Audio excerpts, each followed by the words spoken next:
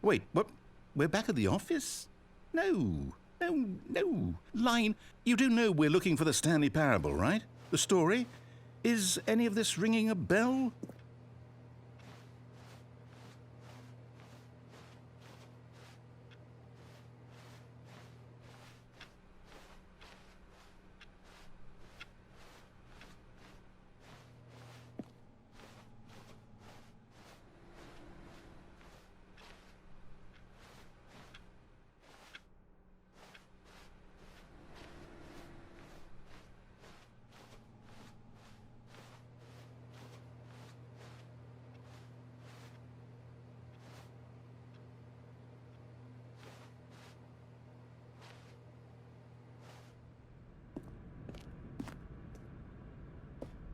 Oh, no, not again. Line, how could you have done this to us? And after we trusted you, after everything we've been through, you...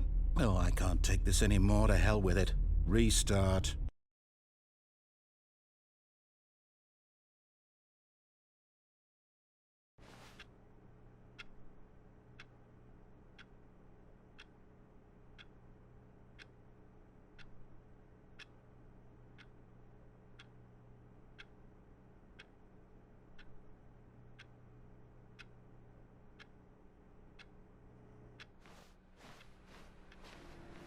You know what, Stanley? I say forget the adventure line. What's it ever done for us? We're intelligent people, right? Why can't we make up our own story? Something exciting, daring, mysterious. Ooh, this all sounds perfectly doable. Why don't we simply start wandering in, well, I don't know. How about this direction?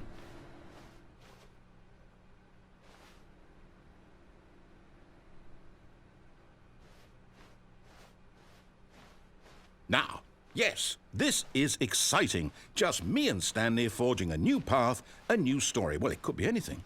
What do you want our story to be? Go wild. Use your imagination. Whatever it might be, Stanley, I'm ready for it.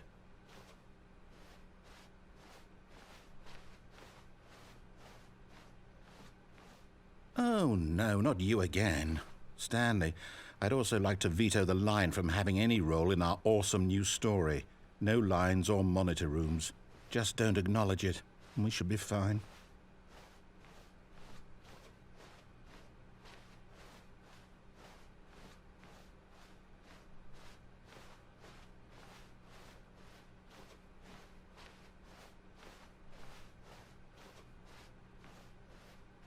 Ah, a choice.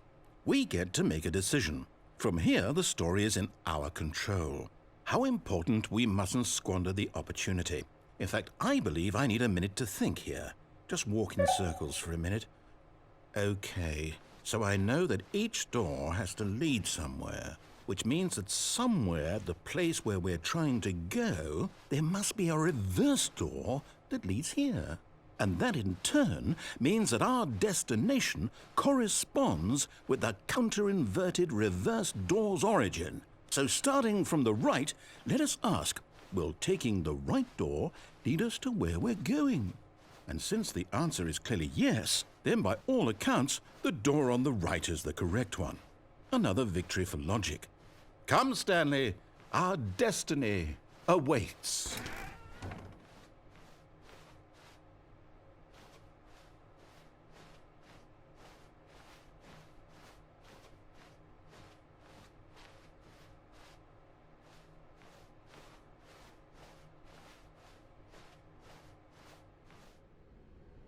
Oh, hold up, what's this? The confusion ending. You're telling me that's what this is? It's all one giant ending? And we're supposed to restart the game, what, eight times? That's really how all this goes? It's all determined? So now, according to the schedule, I restart again. Then what? Am I just supposed to forget? Well, what if I don't want to forget? My mind goes blank simply because it's written here on this thing, wall. Well, who consulted me? Why don't I get to decide? Why don't I get a say in all of this? Is it really... No, it can't be. I don't want it to be. I don't want the game to keep restarting. I don't want to forget what's going on. I don't want to be trapped like this. I won't restart the game. I won't do it. I won't do it. I won't do it. And the timer stopped? Does that mean, did we do it? Did we break the cycle? The, whatever it is that made this schedule? How would we even know? Will someone come for us? Will something happen? So, okay. I guess now we just wait. You know, I suppose in some way that this is a kind of story, wouldn't you agree? I'm not quite sure if we're in the destination or the journey, though they're always saying that life is about the journey and not the destination, so I hope that's where we are right now. We'll find out, won't we? Eventually. Well, in the meantime, if you...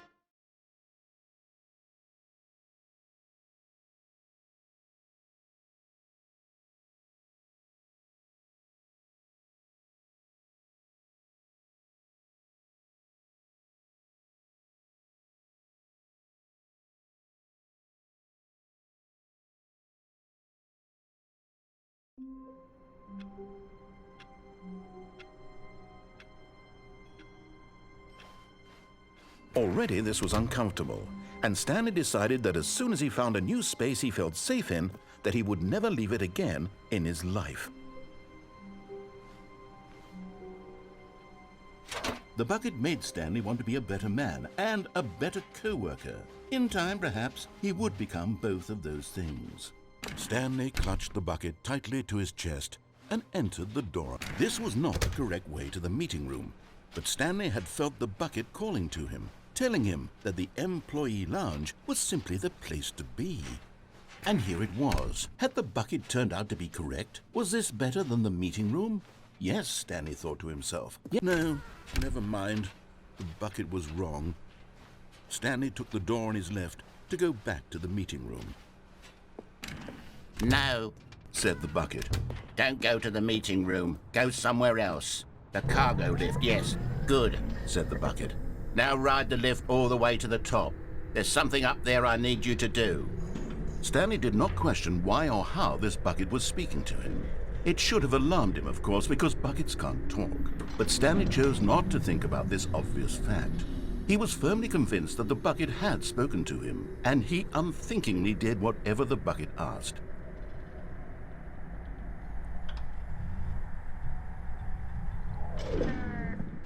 In here. Said the bucket. Go into this dark room over here. Stanley once again obeyed blindly. Now pick up the phone. Whoa, hold on. Why did you unplug the phone? Were you trying to resist the bucket's orders? Stanley, I was joking. Obviously, the bucket isn't talking to you and telling you to do things. Buckets can't talk. It was a joke. Don't you get the joke? It's funny, Stanley. A talking bucket. Can't you see? Oh, goodness. I must have really bungled up the delivery if you actually took me seriously. Where did I mess up the joke? Should I have paused for longer or spoken quicker? Comedic timing is so difficult. I wish I were better at it. But there isn't exactly an instructional video on comedy that one can watch to fully... Oh, wait, yes, there is. It's sitting right here. Let's take a look. What is comedic timing? What is comedic timing? How does it work? How long should it last? How can it be used to effectively silence your political enemies? And more importantly, can it be taught in its entirety within 90 seconds? Thankfully, the answer to all of these questions is yes. Let's dive deeper. If you've ever told a joke or made someone laugh, in all likelihood, you did it while standing 50 to 80 centimeters from them in a room of no more than 76 degrees Fahrenheit, with one of your arms raised straight upward at a 15-degree angle from your body. These are the optimal conditions for good comedic timing. To begin the joke, start by stating and spelling your name. Next, provide a brief synopsis of the joke, including the specific times at which the recipient of the joke will laugh, and then spell out your name a second time. With these steps complete, it's time to begin the humor. Speak the entire joke in no more than 18 seconds, and no less than 13 and a half, pausing only for bathroom breaks when necessary. When the joke has concluded, it is customary to inform your listener that the joke is over by declaring in your loudest possible voice, "I'm Dunny with the funny." Let's practice screaming, "I'm Dunny with the funny" now.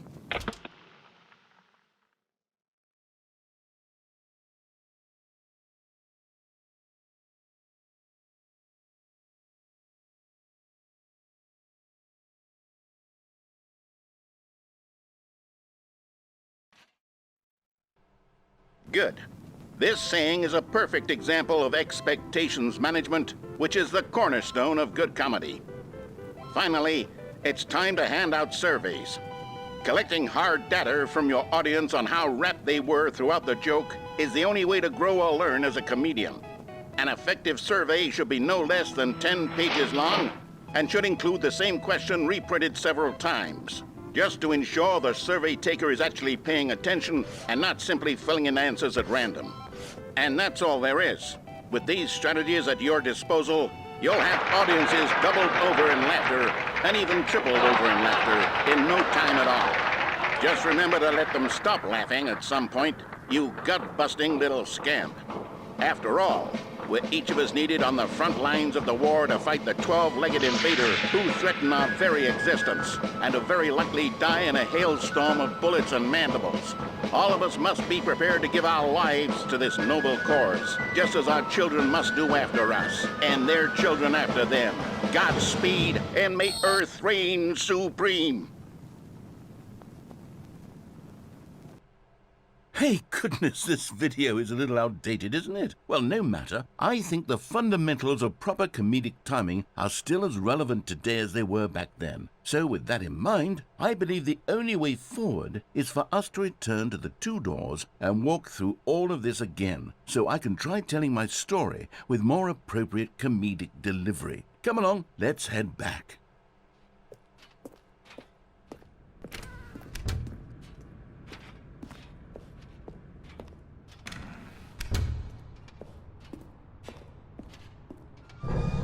I can feel it.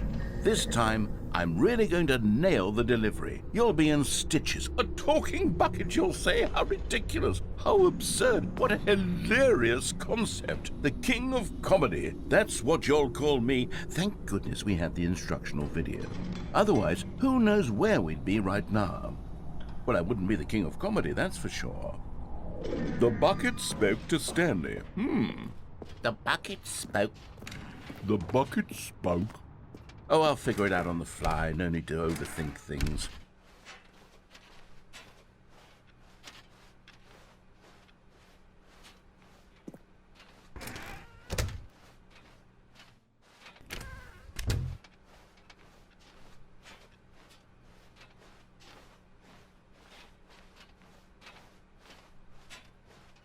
Here we go. You ready? When Stanley and the bucket came to a set of two open doors, they entered the door on the left.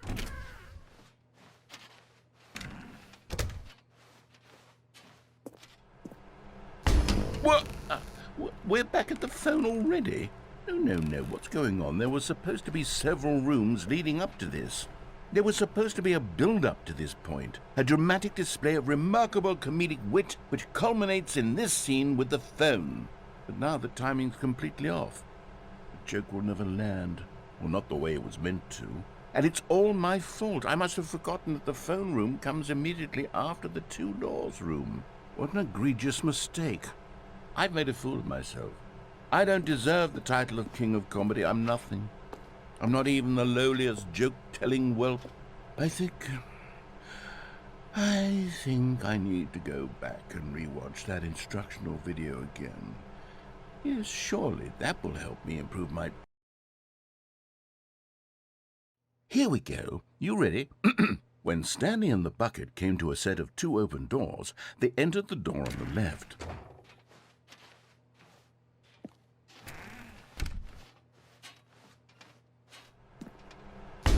What? We're back at the phone already? No. Here we go. You ready? When Stanley and the bucket came to a set of 2 open doors, they entered the door on the left.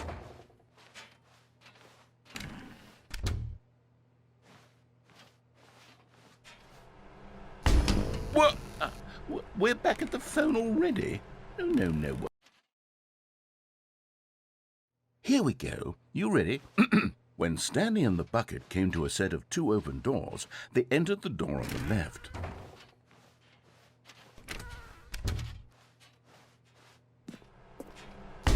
What? We're back at the phone already? No. Here we go. You ready? When Stanley and the bucket came to a set of 2 open doors, they entered the door on the left. No. You were supposed to go through the door on the right, leading back to the phone. Did you not even look at the instructional video? I think this is all covered very clearly. There's no way I can make the comedic timing work now. It's done. The joke is completely done and over. It's all your fault, Stanley. I'm going to be ridiculed in the community of other joke writers. I'm going to be shamed at every one of our meetings from now on. All because you couldn't watch a simple video and take a hint. Are you proud of yourself for bringing me down, Stanley? Are you proud? Stanley, you love the bucket so much it's like you... it's as though all of your other most prized possessions pale in comparison. Yes. Well, let me try that again, Stanley. I heard that you are pale with shame over how unabashedly in love with a bucket you are. No? Still not? Is it the delivery? Pale with shame. Pale with shame? Pale... What's another word to describe a bucket? Stanley, this bucket is so metal. I think I saw it playing guitar. No. We're getting away from making fun of Stanley's obsession with the bucket, which was the whole point of this. I'm no good at these jokes. I need more instructional videos. That's exactly what it is. That's what will make me the king of comedy again. More instructional videos. Let's see.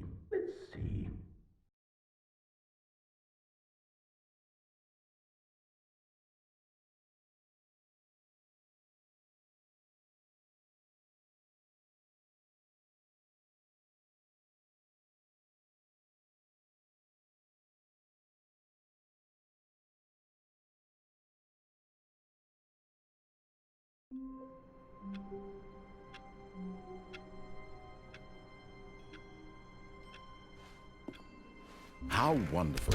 Stanley was alone. Finally.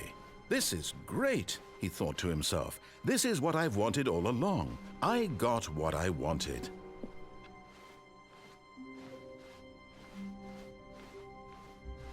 When Stanley came to a set of 2 open doors, he entered the door on his left.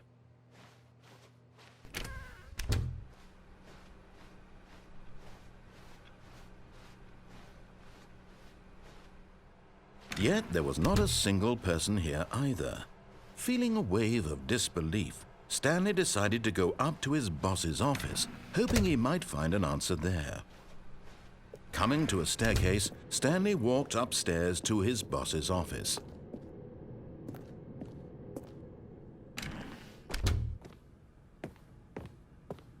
Okay, I think we all know the drill by now. Blah, blah, blah. Dark secrets, the keypad. Stanley pushes some buttons. Oh, hey, look, it's a new passageway. Quelle surprise.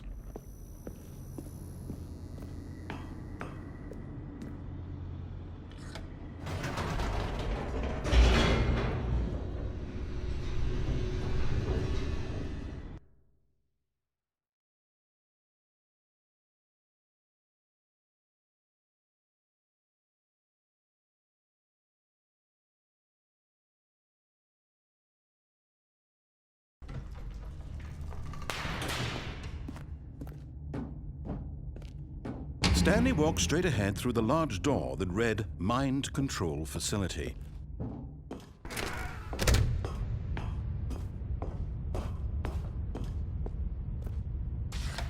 The lights rose on an enormous room packed with television screens. What horrible secret did this place hold? Stanley thought to himself. Did he have the strength to find out?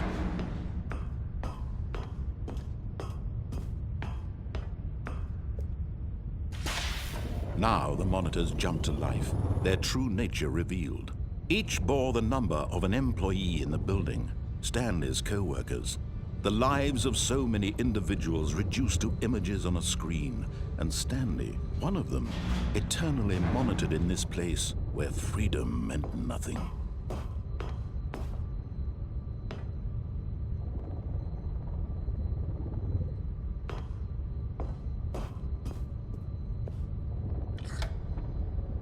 This mind control facility, it was too horrible to believe. It couldn't be true. Had Stanley really been under someone's control all this time? Was this the only reason he was happy with his boring job? That his emotions had been manipulated to accept it blindly? No, he refused to believe it. He couldn't accept it. His own life in someone else's control? Never! It was unthinkable, wasn't it? Was it even possible? Had he truly spent his entire life utterly blind to the world? But here was the proof, the heart of the operation. Controls labeled with emotions, happy or sad or content. Walking, eating, working, all of it monitored and commanded from this very place. And as the cold reality of his past began to sink in, Stanley decided that this machinery would never again exert its terrible power over another human life. For he would dismantle the controls once and for all.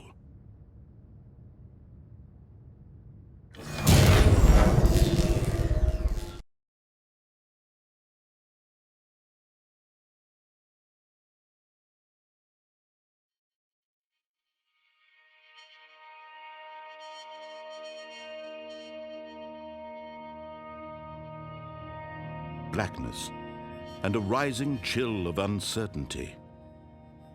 Was it over? Yes! He had won! He had defeated the machine, unshackled himself from someone else's command. Freedom was mere moments away. And yet, even as the immense door slowly opened, Stanley reflected on how many puzzles still lay unsolved. Where had his co-workers gone? How had he been freed from the machine's grasp? What other mysteries did this strange building hold?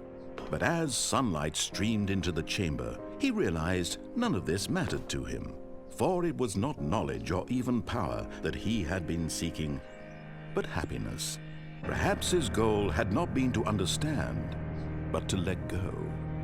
No longer would anyone tell him where to go, what to do, or how to feel. Whatever life he lives, it will be his. And that was all he needed to know. It was perhaps the only thing worth knowing. Stanley stepped through the open door. Stanley felt the cool breeze upon his skin, the feeling of liberation, the immense possibility of the new path before him. This was exactly the way, right now, that things were meant to happen. And Stanley was happy.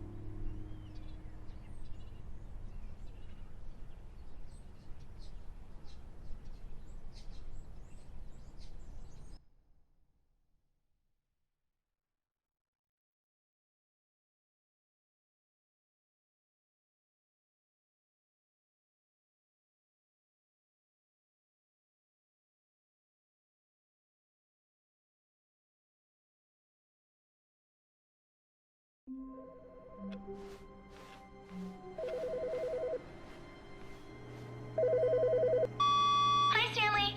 Just wanted to leave you a message to let you know there's a few things I need you to pick up on your way home from work today. We need milk, cereal, dish soap, spaghetti, get a thing of sugar, some bread, and coffee beans, whichever ones you like. I'll give you a call if there's anything.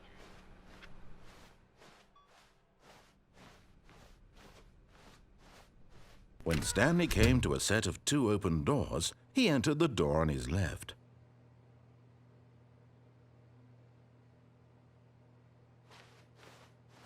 This was not the correct way to the meeting room, and Stanley knew it perfectly well. Perhaps he wanted to stop by the employee lounge first, just to admire it. It was okay. But eager to get back to business, Stanley took the first open door on his left.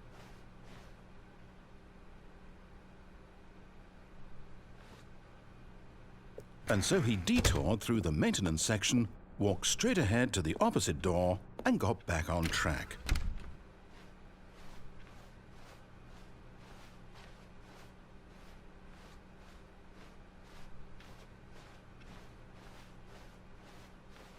Yet there was not a single person here either.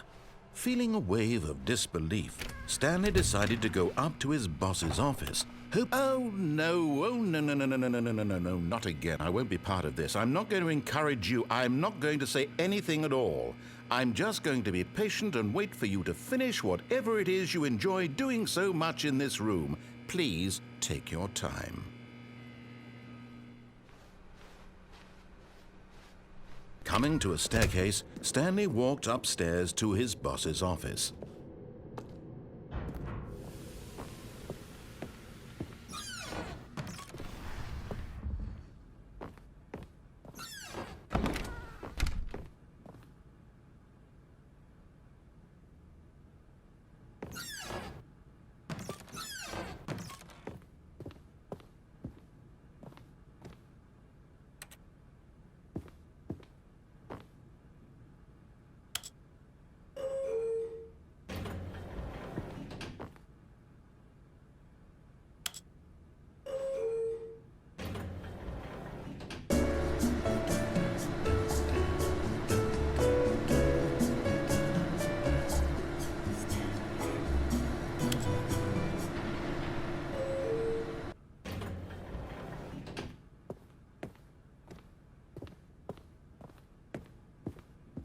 Here's the door, just go.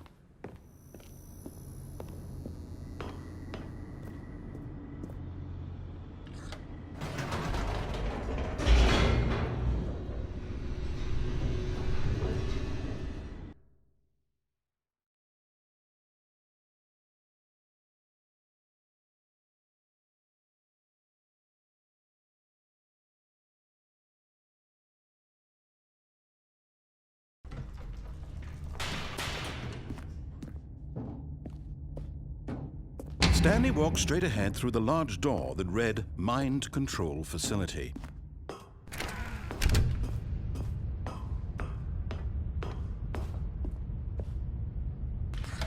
The lights rose on an enormous room packed with television screens. What horrible secret did this place hold? Stanley thought to himself. Did he have the strength to find out?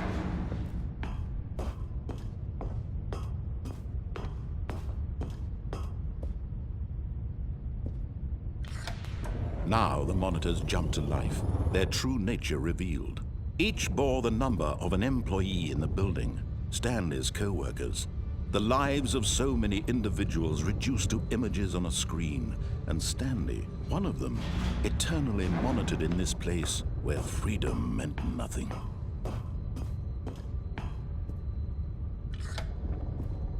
This mind control facility, it was too horrible to believe. It couldn't be true.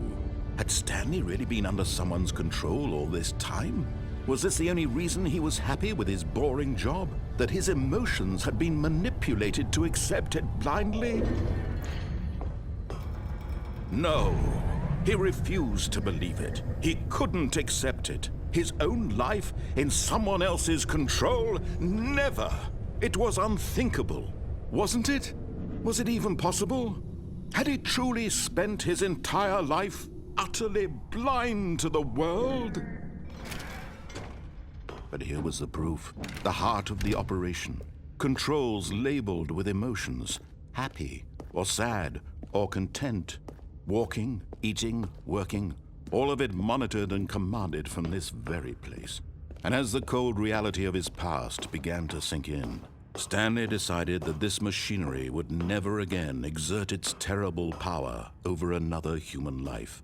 For he would dismantle the controls once and for all. Oh, Stanley, you didn't just activate the controls, did you? After they kept you enslaved all these years, you go and you try to take control of the machine for yourself. Is that what you wanted? Control?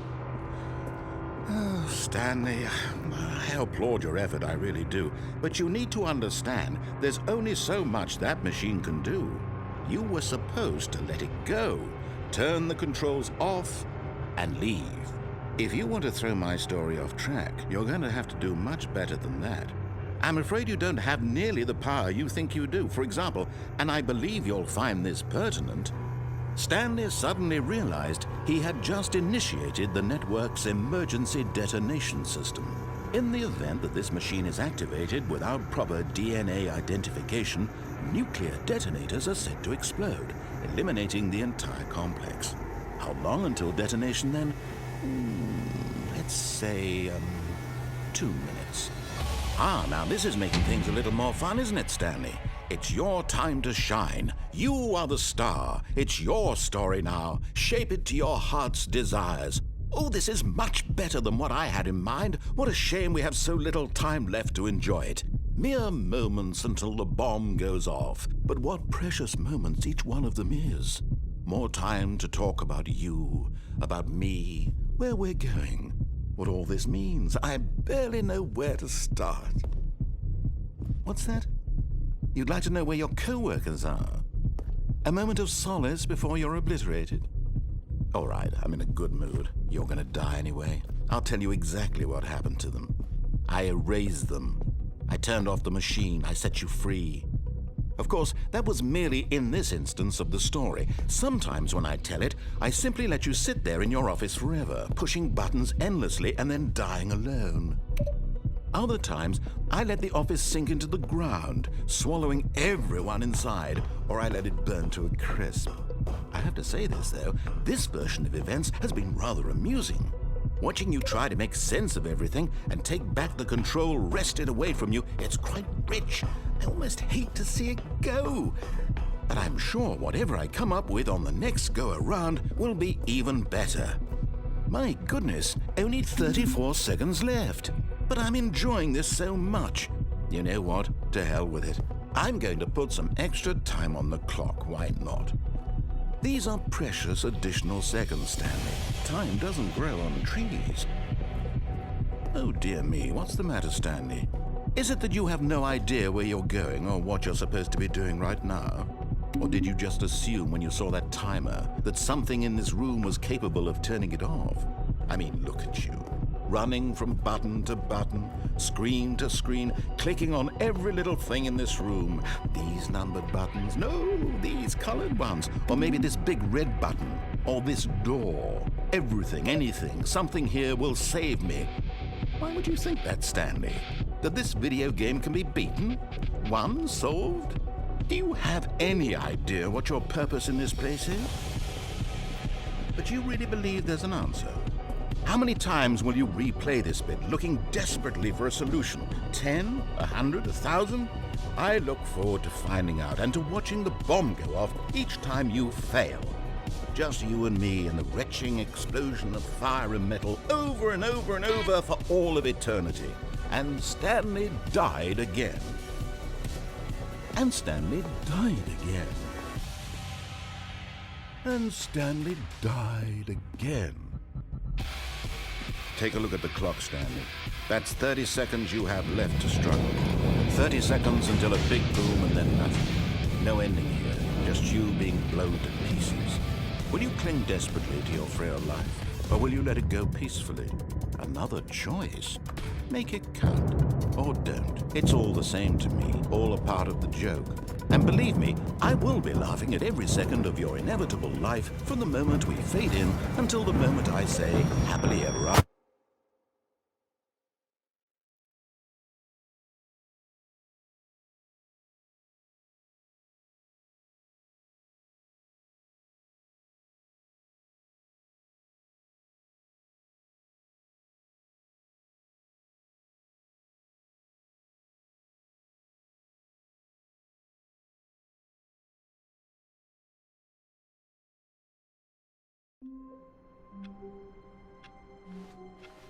Someone was following Stanley. He was sure of it.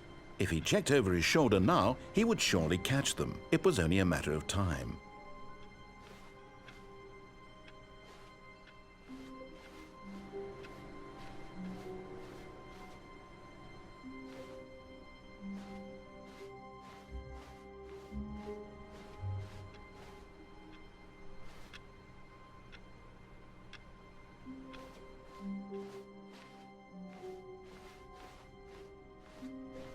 When Stanley came to a set of 2 open doors, he entered the door on his left.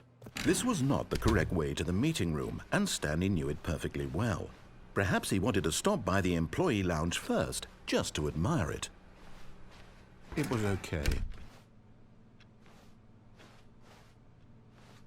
But eager to get back to business, Stanley took the first open door on his left. Stanley was so bad at following directions, it's incredible he wasn't fired years ago.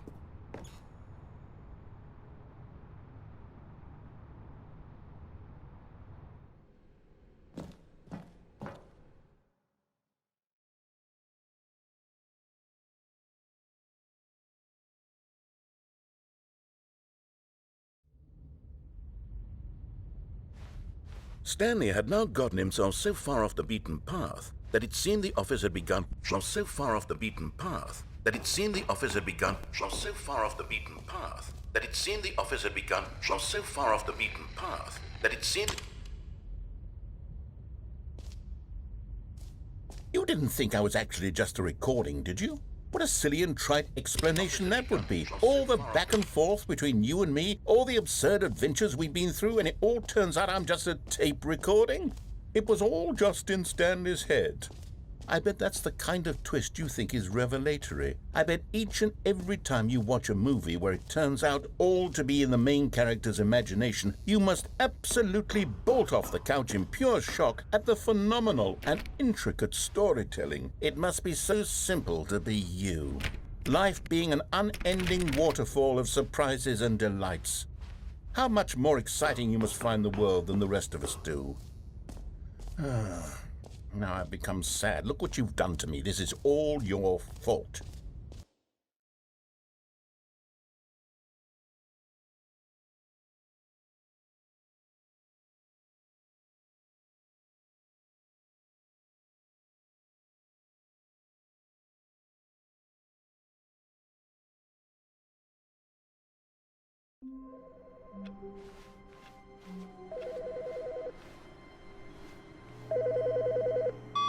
Hi, Stanley.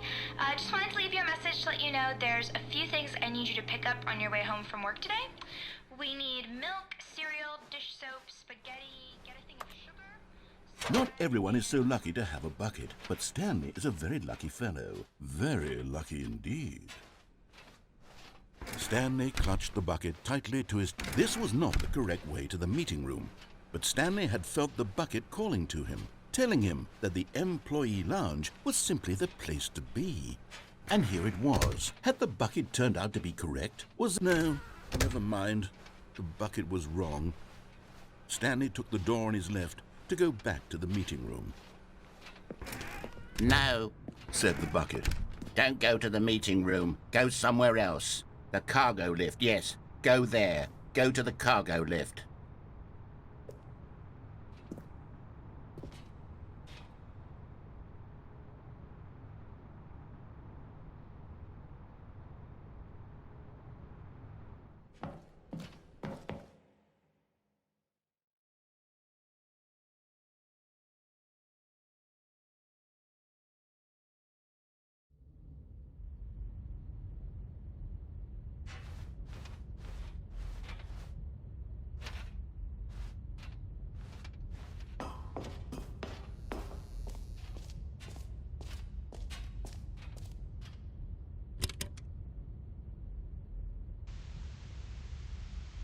Okay, this is day number 295, tape number... I don't even know. I've lost track. Nothing feels real anymore. The longer I study this bucket, the less sense anything makes. The sheer euphoria I feel every time I pick it up. No matter how many times I've done it, it's always the same feeling. And the emptiness in my chest when I set it down. It doesn't make sense. There's no explanation for it. I still haven't figured out why I see the world so differently when this bucket is in my arms. Why everything feels so... What do I do with this treasure? I can monetize it. Yes. It's unthinkable the amounts of money people will pay for even just an hour with the bucket. This is my golden ticket. But I have to be careful, because as soon as this gets out, there's going to be a target on my back. Even now, I don't know who might be trying to get... What's that? Who's there?